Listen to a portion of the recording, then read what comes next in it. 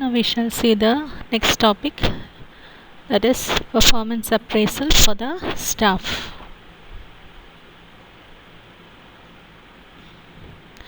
Definition: you can see performance appraisal at its ideal is a continuing consultative and participative process conducted jointly by supervisor and subordinate that assess both strengths and weaknesses of current and recent performance, expectations and aspirations for the future.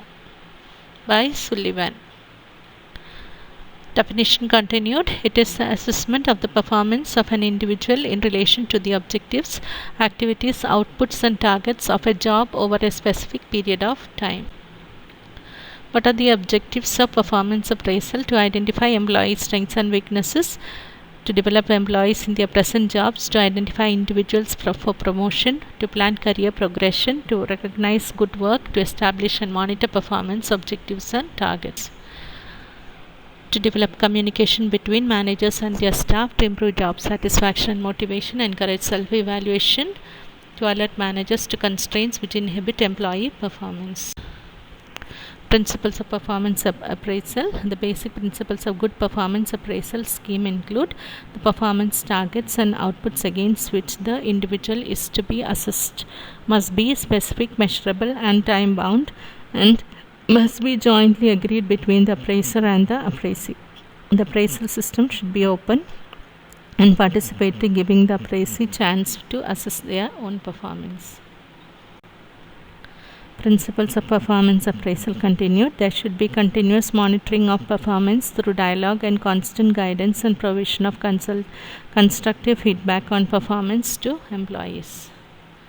Purpose of performance appraisal. The general purpose is to improve the efficiency of the organization by ensuring that the individual within it are performing to the best of their ability and developing their potential for improvement. Performance appraisal interview. Preparing for the interview. Key step is proper planning. Second one is set up the performance appraisal interview in advance, preferably 2 days notice. Schedule enough time, 20 to 30 minutes. Have specific examples of behavior to support the ratings. Important for performance areas in which an employee receives low ratings. Anticipate how the staff member will react to the appraisal. Have a private setting that is relatively free from interruptions. A poor setting limits the usefulness of the interview. No one wants weaknesses discussed in the public, and interruptions destroy the flow of feedback session. During an interview, the nurse manager needs to have written and shared critical incidents throughout the evaluation period so that staff members go into the interview with a good idea of how they are likely to be rated as well as the behavior led to the rating. Nurse manager should be aware of the employee's tolerance level for criticism, beyond which deficiencies set in. Steps of appraisal interview. Put the employee at ease.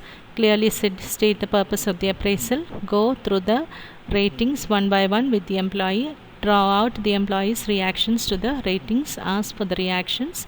Listen, accept and then respond. Decide on specific ways in which performance areas can be strengthened. Steps of the interview continued. If the interview revealed performance deficiencies, a joint action plan should be developed to help the employee or individual improve.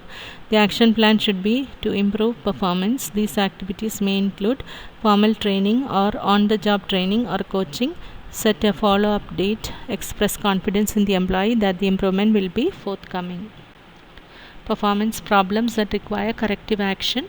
Skill-related performance problems, medication error, etc.